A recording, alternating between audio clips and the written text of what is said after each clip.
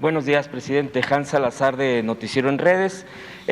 A propósito de estos temas que ha mencionado y que se han tocado el día de ayer, el día de hoy, en 1991, en la época mayor del saqueo de la nación, siendo presidente Carlos Salinas de Gortari, firmó un decreto presidencial donde instruyó a Pedro Aspe Armella, en ese entonces el secretario de Hacienda, estaba ahí también Gil Díaz, Arsenio Farel Cubillas, Dante Delgado, gobernador del estado en ese momento de Veracruz, crear una auditoría fiscal para embargar cuentas bancarias, edificios y todo el patrimonio del Sindicato de Maniobristas, Unión de Estibadores y Unión de Checadores y a la empresa Servicios Portuarios de Veracruz. Esto tiene que ver precisamente, presidente, con lo que ya se ha planteado aquí, que se descubrió esto de pues la privatización concretamente del puerto de Veracruz hasta incluso 100 años y que usted ha dicho que, bueno, pues se dio esa ampliación, primero fueron 50 años y se dio esta ampliación antes de que terminara el gobierno de Peña Nieto.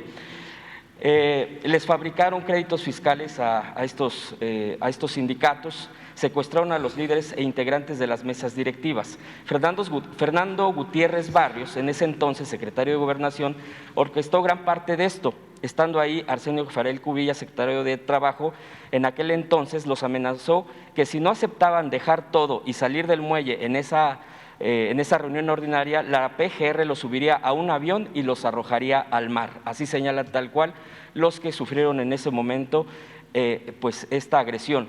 Con ese despojo, a estos sindicatos se vieron afectados más de 10,000 familias porteñas aproximadamente, se les privó de pensiones y les arrebataron todos los derechos laborales, pues lo que ha operado precisamente el neoliberalismo en torno como lo que sucedió en Luz y Fuerza del Centro, lo que ha sucedido en varios otros casos. Crearon empresas donde los políticos se volvieron socios, ICABE, CICE, OPG y CTV, les robaron todo en un contubernio con agentes navieros y aduanales, ya que los equipos y toda esta infraestructura había sido adquirida por ellos. Como usted ha dicho, ni Porfirio Díaz se atrevió a eso. Hay soporte documental original que comprueba el robo y fraude maquinado para arrebatarles su centro de trabajo y explotar las concesiones, generadores de millones de dólares de ingresos en beneficio de más de 10,000 familias veracruzanas. Hoy esa riqueza de importaciones y exportaciones señalan estos afectados, le pertenece únicamente a estos políticos y empresarios, incluso están señalando al propio Salinas de Gortari y probablemente a Dante Delgado, quienes se quedaron con esta derrama económica.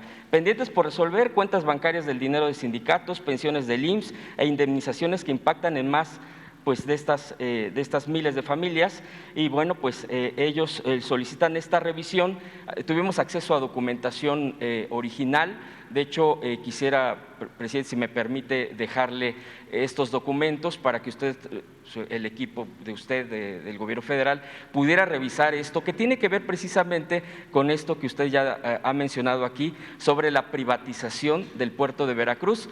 Y bueno, pues eventualmente, de acuerdo a esa revisión y estas peticiones que hacen, pues son varias. Yo creo que finalmente tendría que hacer esta revisión con la gente afectada, así como se ha hecho con el SME, como esta justicia laboral de la violación, de la violentación con sus espacios de trabajo y bueno, incluso de sus pensiones. Hay gente que ya falleció, hay gente que pues ya por los años estuvo luchando, ya esto ya tiene prácticamente más de 30 años. Esto sucedió el 1 de junio de 1991, en pleno auge pues de estas privatizaciones, de esta venta de lo público, del patrimonio público, porque cabe mencionar que parte de estas infraestructuras fueron adquiridas por estos mismos sindicatos, incluso en el extranjero. Está todo documentado, presidente. No sé si me permita dejarle esta información. Sí. Y en todo caso también que fueran, pues no sé, atendidos, sí. Platicar con esta gente de Veracruz. Pues con Jesús, porque además de ser el coordinador de comunicación social, él nos ha ayudado en el caso de trabajadores despedidos de Luz y Fuerza del Centro, y se trabaja con lo mismo en el caso de ferrocarrileros, mineros, todas las víctimas de la política neoliberal. ¿Conocía de este caso, presidente? Miles, sí, desde luego. Es que lo tengo estudiado escribí un libro sobre todas las privatizaciones. Era tanta la enajenación de los tecnócratas, sobre todo en el periodo de Salinas, que dejaron un libro que editó el Fondo de Cultura Económica. Ya no se consigue porque como que lo retiraron. Pensaron de que nadie iba a analizarlo.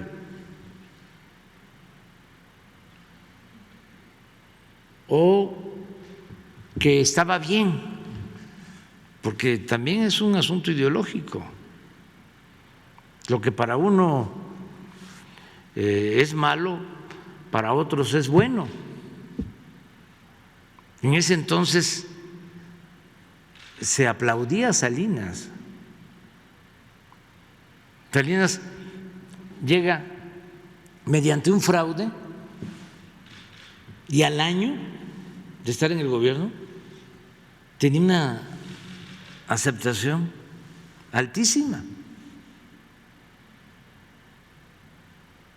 porque empieza con una política de privatización, aglutina a los de arriba, controla los medios de información,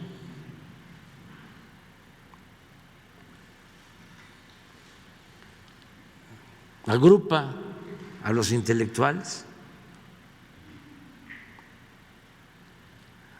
Ahí surgen los grupos de Krause y de Aguilar Camín. Entonces al año, a los 2 años, tenía muchísima popularidad. Entonces había una euforia, o sea, decían que no servían las empresas públicas.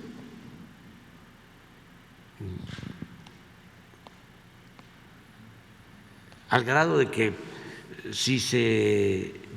cosas que no se ven ahora, ¿no?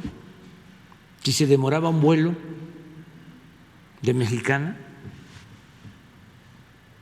hacían un mitin. Son unos ineficientes, no sirven para nada, cuando las empresas eran públicas, porque crearon ese ambiente. Casi linchaban a los trabajadores en los retrasos, las demoras, cosa que ahora no sucede, porque pues ya las líneas aéreas ya están privatizadas y ya no hay esa campaña. En el caso de Teléfonos de México, que no servía, que era muy malo el servicio, que caro, prepararon el terreno.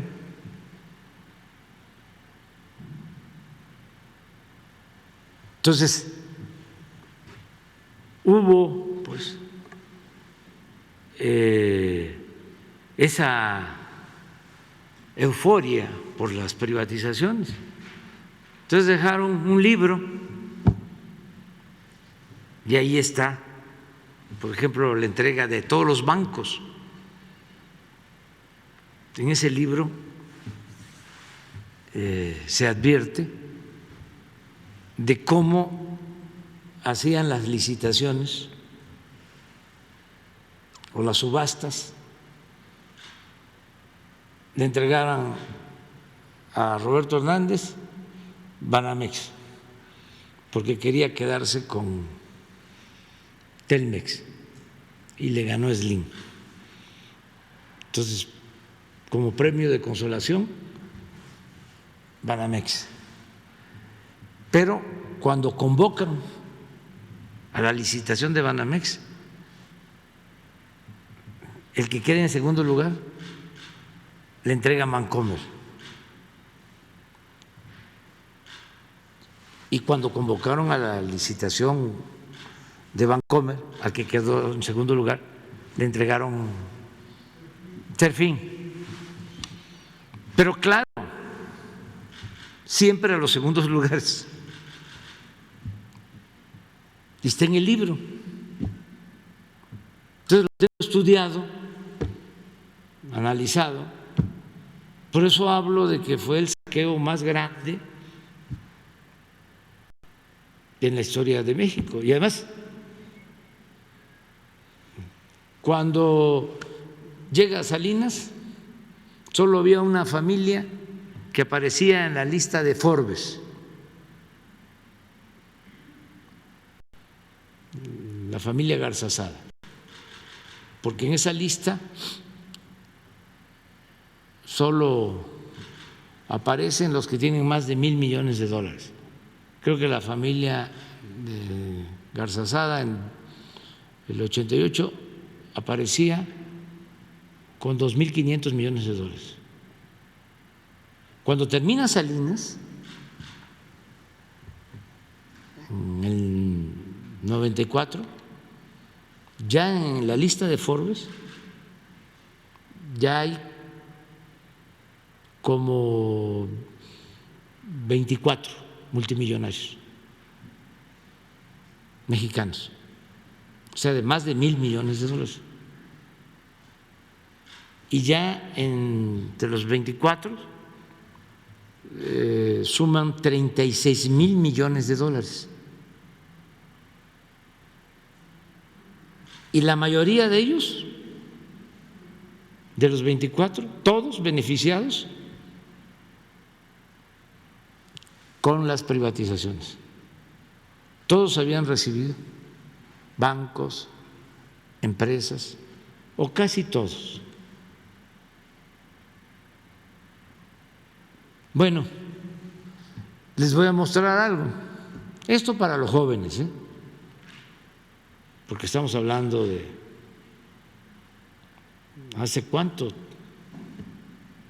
más de 20 años, ¿no?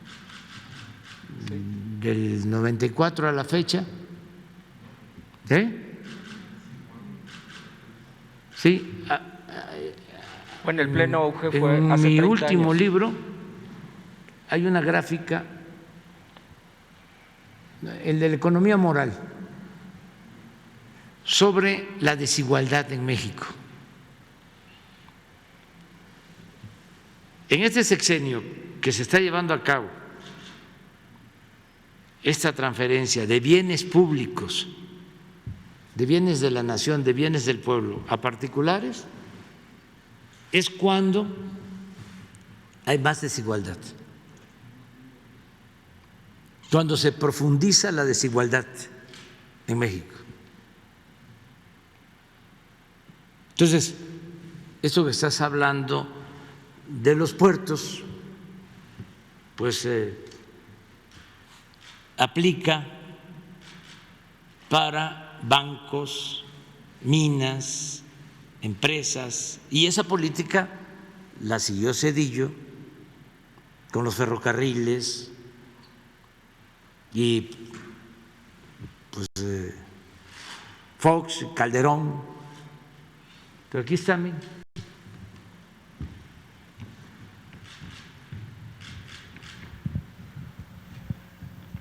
Este es el último año de Salinas.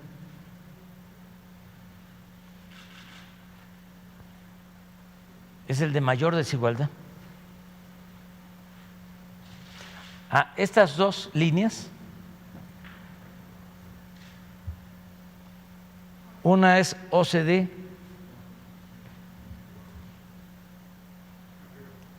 aquí, Banco Mundial,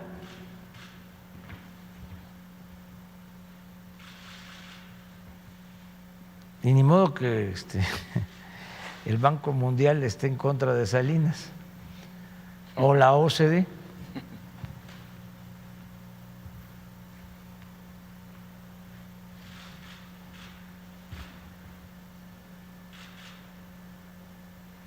Entonces,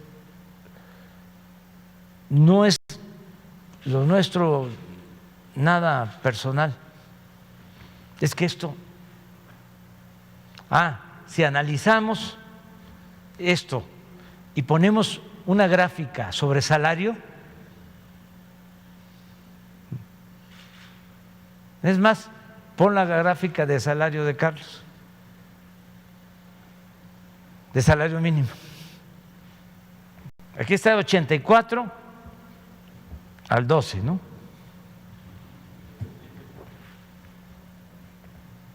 Mientras esto pasaba, mientras se acumulaba riqueza arriba, miren lo que pasaba abajo, el salario. ¿Qué dijimos? 94, ¿verdad? 90 aquí. Mire.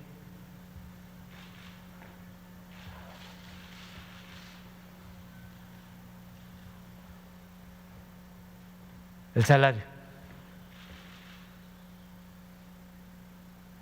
La creación, acumulación de riqueza arriba y pobreza abajo. Pues esto es la diferencia. Y aquí está la diferencia.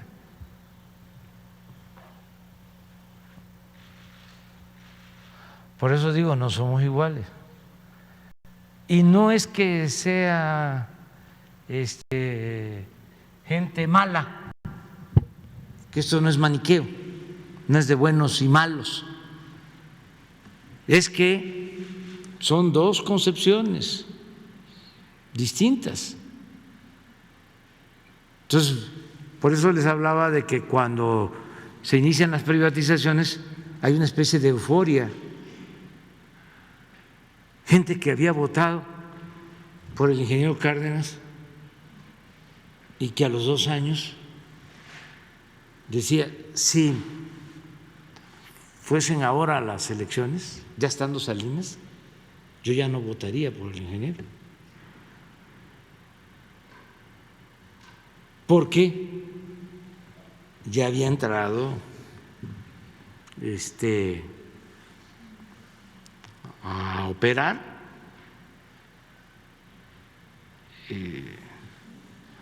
todo el aparato. Y este es el resultado. Y luego le siguieron, pues fue el salinismo como política, aunque se pelearon Salinas y Zedillo, pero pues Zedillo siguió con lo mismo, porque Zedillo pues era salinista. Zedillo fue secretario de Educación Pública con Salinas y fue el que reformó el artículo 3º constitucional para que la educación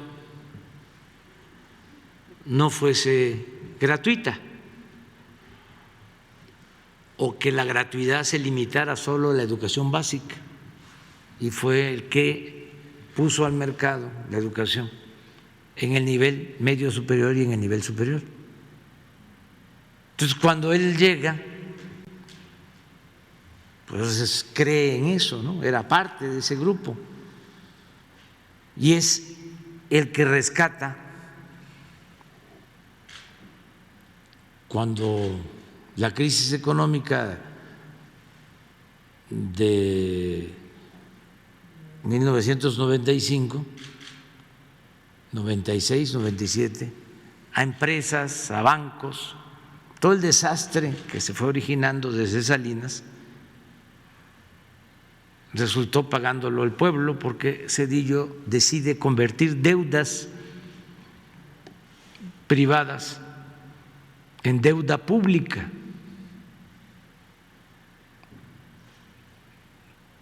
Los que les había entregado Salinas a los bancos, que supuestamente fracasan, porque era una especie de banqueros ricos con bancos pobres o bancos quebrados. Entonces, después de que Salinas les entregó los bancos, Zedillo los rescata. Y después de que Zedillo los rescata, Fox propicia que se vendan a extranjeros y no pagaron ni siquiera impuestos después que fueron rescatados con dinero público, con una deuda que todavía se tiene de $1 billón. Y se han pagado, pues, de intereses nada más de esa deuda, otro $1 billón. Entonces, cuando viene la crisis de la pandemia, querían que yo hiciera lo mismo. Me vinieron a plantear eso, que no íbamos a salir si no pedíamos deuda. ¿Por qué no pones la gráfica de la deuda de los países de la pandemia? Dijimos no, me pidieron dos cosas: que endeudáramos al país para dar créditos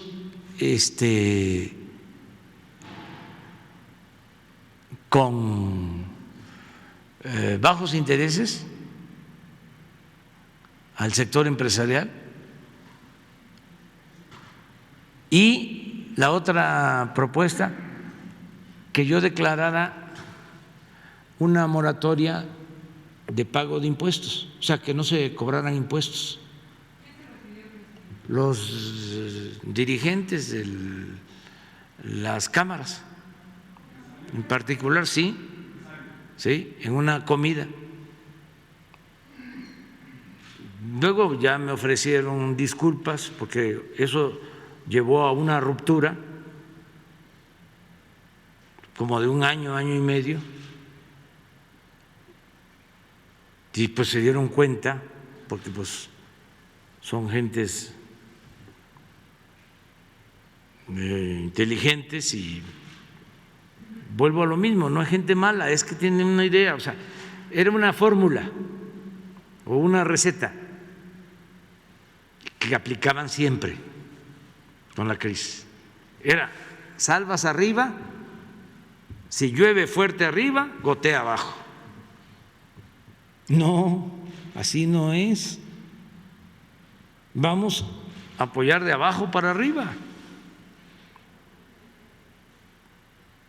Y eso fue lo que hicimos. Entonces, pero miren los otros países lo que hicieron, las deudas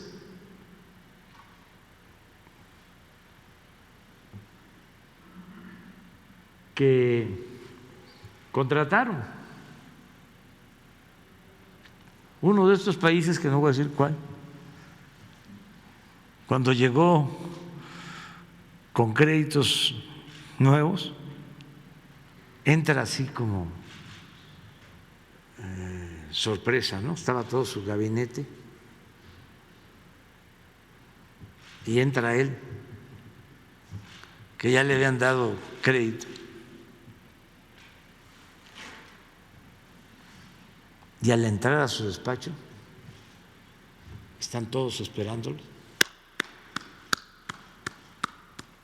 y aplausos, porque había endeudado más a su país, porque era el modelo. Entonces nosotros dijimos no. ¿Y ese 5 por qué? Porque también es, bueno, porque se nos cayó la economía y es con relación al Producto Interno Bruto, pero no es deuda adicional. Entonces es una política distinta. Entonces, sí vamos a atender a los trabajadores, vamos a sus familiares, porque ya muchos ya muchos finaron. Sí, ya no están. Sí, ya no están, de hecho son parte de esta política. Sí.